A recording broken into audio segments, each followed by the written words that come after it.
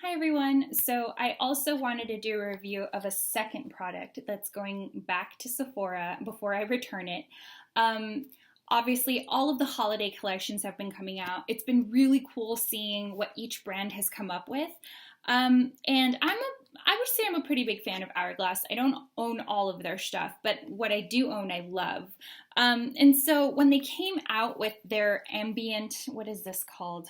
Ambient lighting edit, Surreal light for the holidays, I had a moment where I remembered last year where everyone was up in arms because it was so expensive, but it wasn't worth the amount of money they were charging for it. And I hoped and I prayed that they would have listened to their customers this time around, but it looks like they didn't.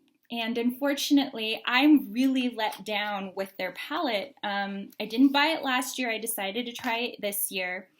It's it's very pretty. It's got this kind of marble, matte, very like smooth packaging. Really cool looking packaging. When you open it up, it looks gorgeous. You see all of this and you think, oh man, like I'm gonna use this like crazy. I love highlighter. I love, just like natural blushes and stuff like that. I'm thinking this is gonna be my new jam. It's not. Um, I immediately swatched it when I got it in the mail, and I was so disappointed. The swatches, as you will see, they're not very pigmented. And if you were to use all of these together in one look, you would basically just look like a disco ball. It would be insane. So I'm just going to start off swatching. So this one is number one, and that is the finishing powder in Surreal Light. So swatch. You can see it right there. I'm going to swatch this on my hand. This is supposed to be a finishing powder. It's not supposed to be pigmented. You're not supposed to see it. It's just supposed to give you a nice kind of sheen, right? Initially, all good so far, right? We go into the next one. I decided to dip into the blush, which is number 3 here, and it's called Blush and Surreal Glow. This is where I started to get really disappointed. So get in there, swatch. I'm like, that kind of looks like my skin tone. Put it on my hand. Guys, you can't even see it. It matches my skin tone. Like, you would have to be pale as heck to be able to see that. And I'm gonna dig in here again. And like, you can kind of see it now, but now it looks chalky. How's that gonna look on someone's skin? So unhappy. So already a letdown, right? I'm gonna go to the next blush, which is number 4, and that's Surreal Effect. And I'm gonna swatch this for you. Finger, looks pretty pink. Put it on my hand. Kind of visible. I'd really have to build it up. Ooh, it's starting to ball up. There we go. All right, so if I built that up, I'd be able to use this blush.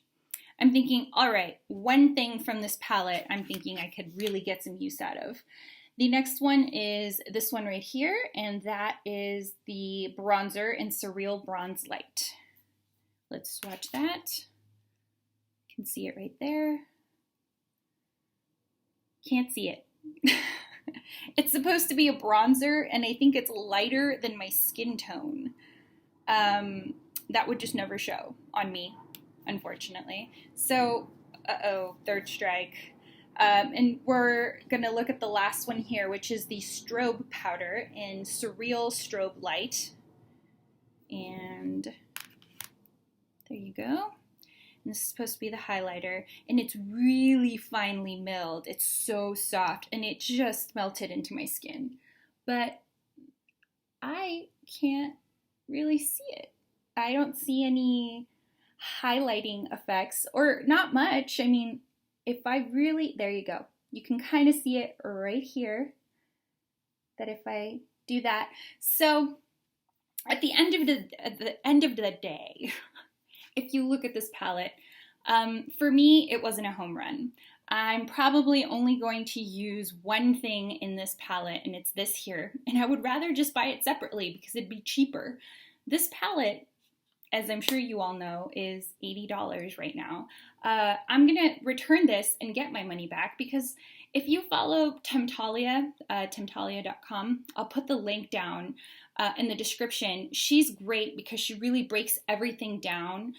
So you know if you're getting a good bang for your buck. And here, I think she said you're only getting like $52, $53 of actual product.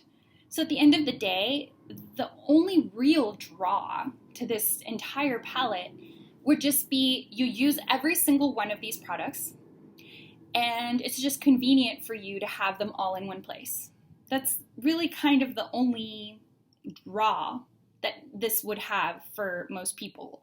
And unfortunately, that's not the case for me. I can't use most of the colors in here. They're not pigmented enough. And it's not worth the money for me. It's kind of disappointing. I was really excited. But, you know, it's not a good bang for my buck, and I can't even say that I'm going to use most of the products. It's going back, unfortunately. But what can you do? So I'd love to hear what you guys think. If you own this and it works for you and you love it, I'd love to hear it. And if you also were as sorely disappointed as I was with this, then let me know in the comments. And I will see you guys next time. Bye.